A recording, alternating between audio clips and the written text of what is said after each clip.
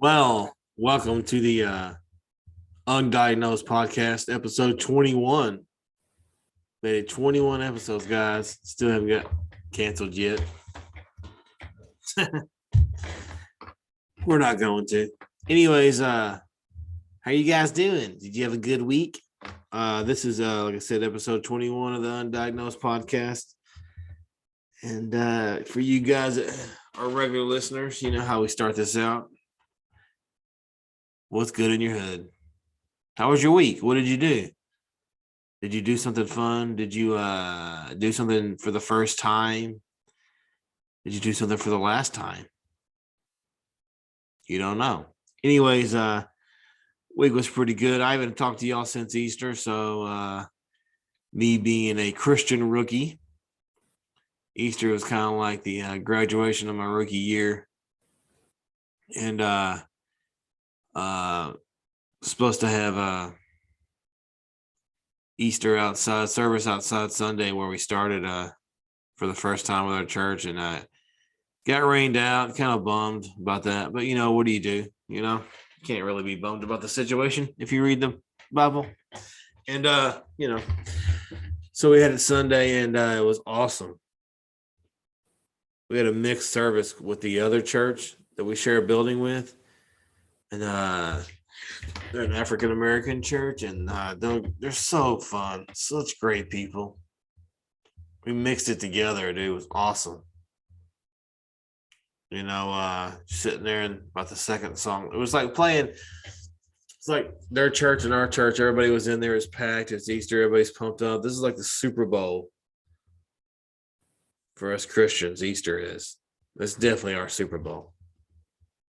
And so we had a combined service there, and we would sing one of our songs, and they would sing one of their songs, and of course their songs is way more upbeat. Some lady behind me had a tambourine. A second song was like, "Whoa, wow!" I was like looking back. It's awesome. Anytime you're at church or anytime you're anywhere in life, and somebody has a tambourine, there's two things. Three things questionably that always make the situation better. From a music standpoint, tambourine, something bust a tambourine out. Yeah, I'm in. Cowbell, of course, especially if you have a prescription for some. And gong for me. I want to get one of each of those. I want a tambourine, a gong, and a cowbell, just for different life situations where I feel like I could need one.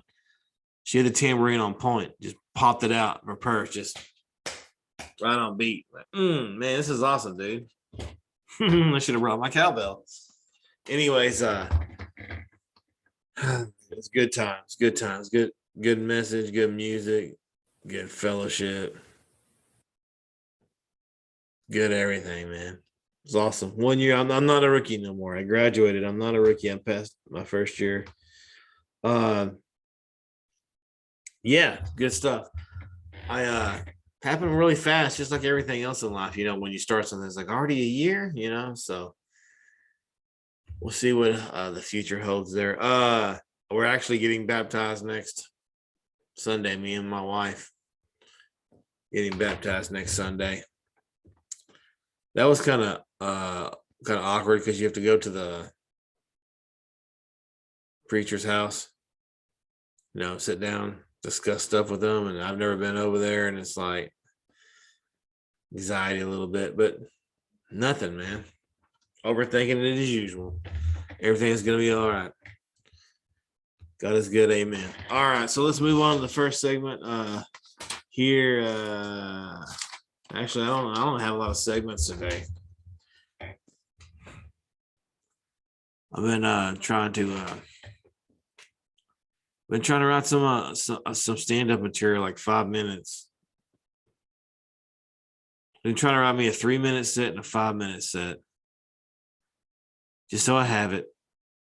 And then, like, whenever I want to go to an open mic, I can start hammering away at. This is just how my brain works. I can't be spontaneous. Okay, It's not in me. Okay. This is how my brain works. Since, I was like 5, I had my own alarm clock. I had to do my own stuff. I had to get up, do my own thing. Sometimes feed my own self. I've always been this way. So that's how I'm going to do it. So I'm going to write me a 3-minute, 5-minute set, write it on paper. The problem is I'm lazy. We're all busy. We got work. We got, other stuff that's obviously more important. Church is more important. So I got other stuff going on. So I just hadn't had time to sit down and write me a 3-minute, 5-minute set yet, because that's what you do. You can't just go up to these open mics and just pick up the mic and just be like, I'm just going to think what's on top of my head. That'll work for like 30 seconds. Okay. It's only going to work for like 30 seconds. And then you're going to be like, rambling stuff. I don't want to, I'm done being embarrassed. So write me a good 5-minute set, 3-minute set, clean comedy, which is going to be tough for me because if y'all watch my stuff in the past, I wasn't the cleanest. Not saying I'm going to be like squeaky clean, as they say, quote, Bible thumperish, but I'm not going to, I don't need to say all that other stuff anymore. You can be funny without being dirty. Not saying I'm not going to be adventurous and like take risks and still let my mind wander and stuff like that. I'm just not going to say that, try not to cuss as much on stage. Talk about stuff I don't need to. Anyways, yeah, I'm working on that. What's on you guys' minds? What's on my notes here? Yeah, puzzles. Who does puzzles anymore? You guys still do puzzles? Puzzles. I don't get them. They give me anxiety. I'm out on puzzles. Honestly, guys, anything past like a 8-piece puzzle, I'm out. Anything past the 8-piece puzzle, I'm out, dude. So don't buy me a puzzle. Okay. Basically, I got the equivalent puzzle strength brain-wise of like a 4-year-old in a McDonald's Happy Meal.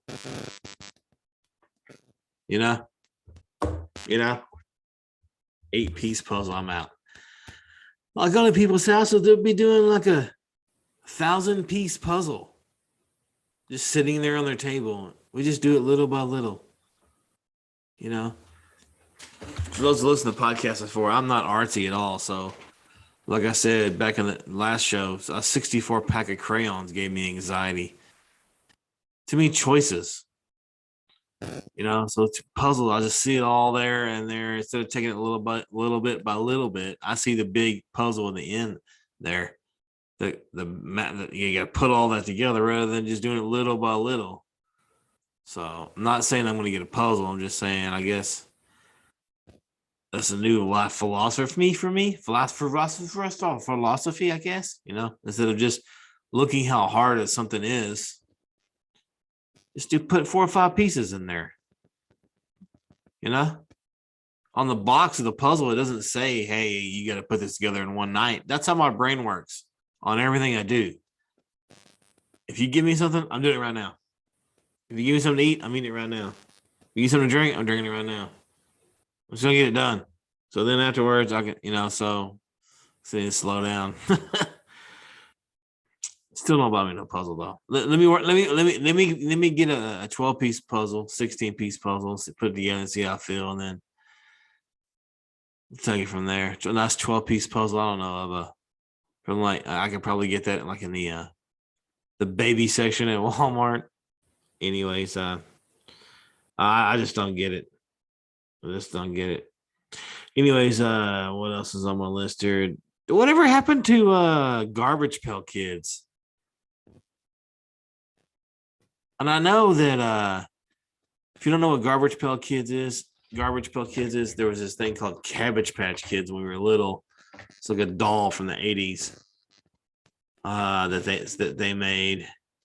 And then some baseball card collectors or something made these little cards that were like Garbage Pail, making fun of the of those dolls, and they had just all kind of like funky ones, of like I guess I should have looked at some research before I brought this topic up, huh? Well, if I had a podcast production team, you know, or just me, then maybe I could do that. Or maybe if there's this thing that you could like magically type in like stuff, you don't even have to get the words close enough, and it still knows what you are. I can look at some of these up. Yeah, Garbage Pail Kids. And they're like baseball cards. They were like making fun. They had, just like different ones with well, they had too much sunburn, or there's like, I'm looking now, they do have some updated ones. Garbage Pail Kids, the Tiger King. I wonder what this new raise of cryptocurrency. I know that people were buying some basketball cards online. I wonder if the Garbage Pail Kids would be next. Not that I'm going to buy them. That's just poppy fiction. Yeah. So, it looks like they've done some over the years.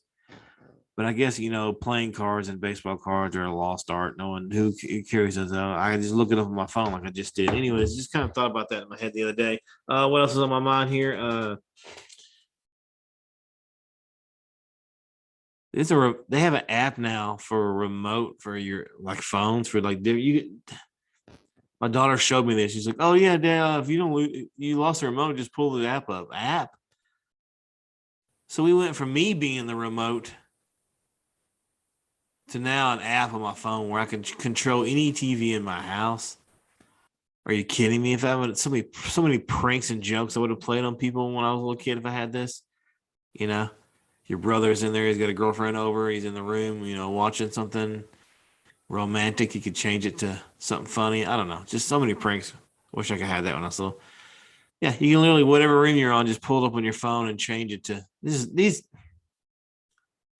So easy. Not to get back on my soapbox that I always get on, but I think that's why these kids these days don't appreciate stuff as much as we did. Anyways, I don't know. Go figure. It's awesome though. I love it. What else is on my list here? Got a couple more things.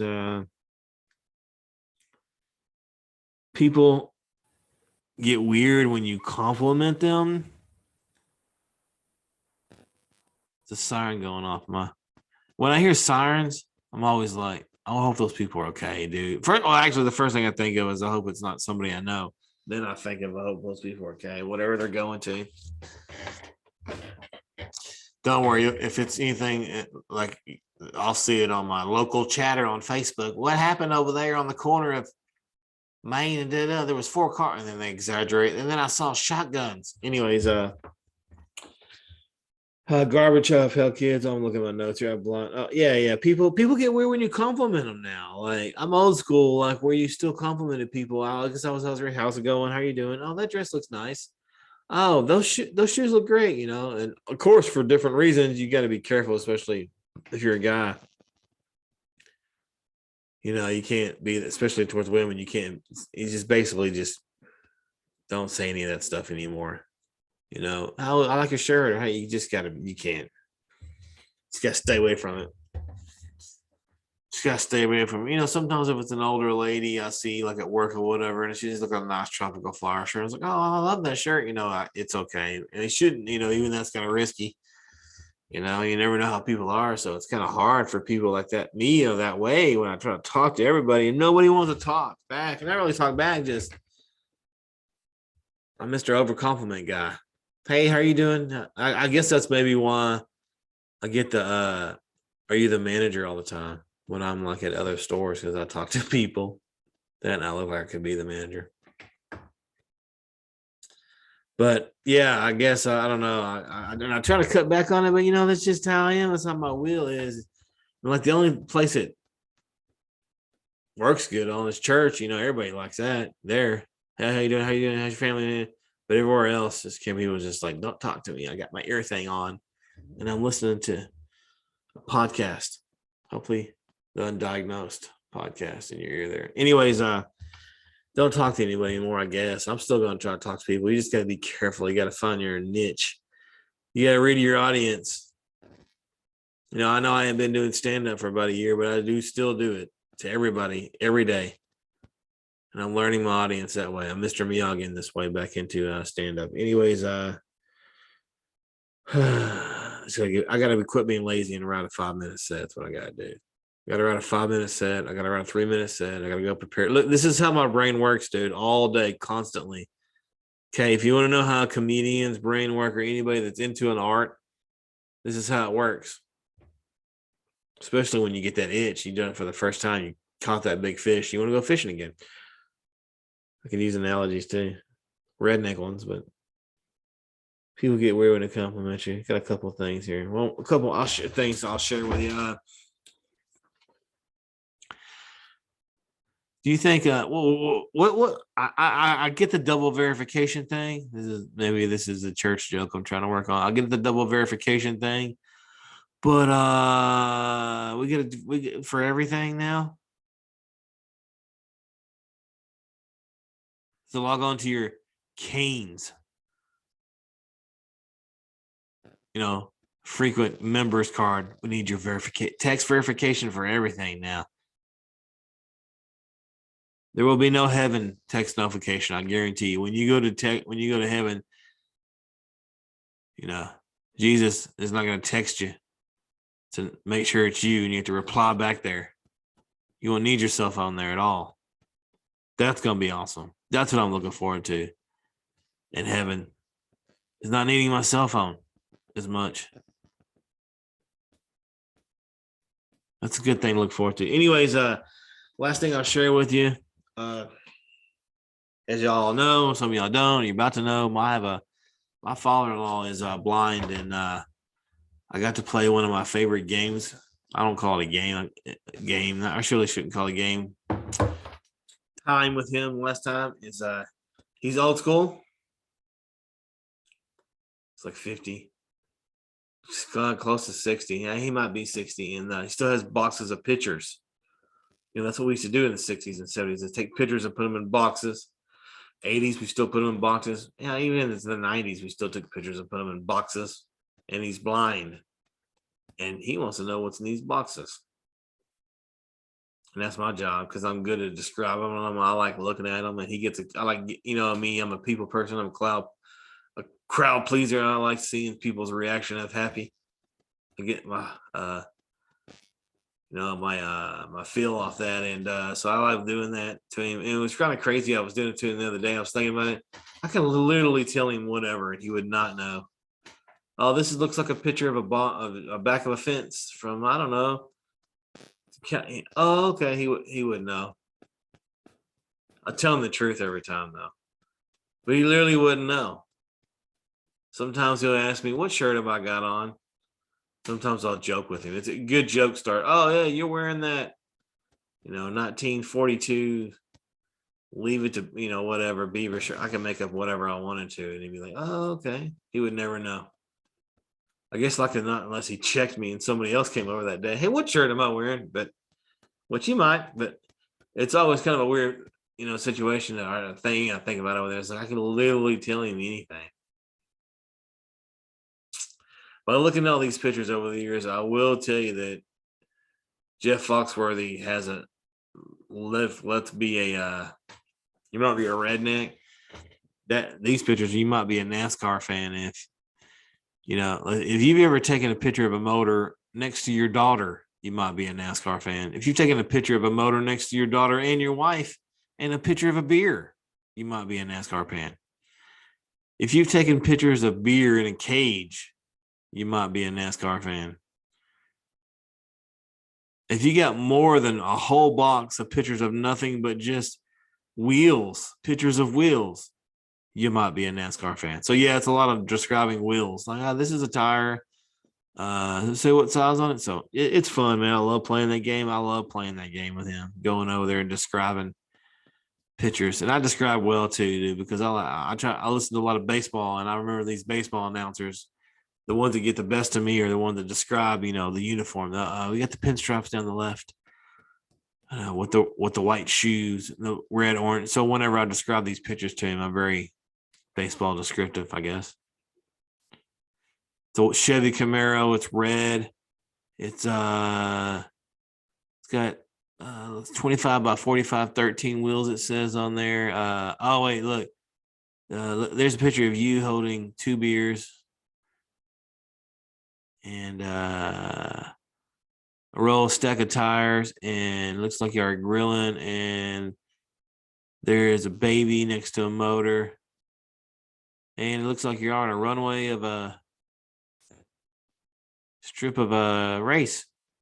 Yeah, they went racing a lot, so there's a lot of pictures of that. But all right, anyways, guys, that's a podcast for this week. Getting baptized on Sunday, and then my goals after that is to start writing comedy again. I do feel that it's what my calling is. And I do feel that the Lord has been telling me that over the past month, and I'm listening now. Anyways, this is the podcast. You guys have fun. Don't do anything I wouldn't do. And if you do it, don't call me, because I'm going to be like, I'm taking a nap or something. Or I don't know. Watching a basketball game, something. No, you can call me. Have a good one. Hey, guys.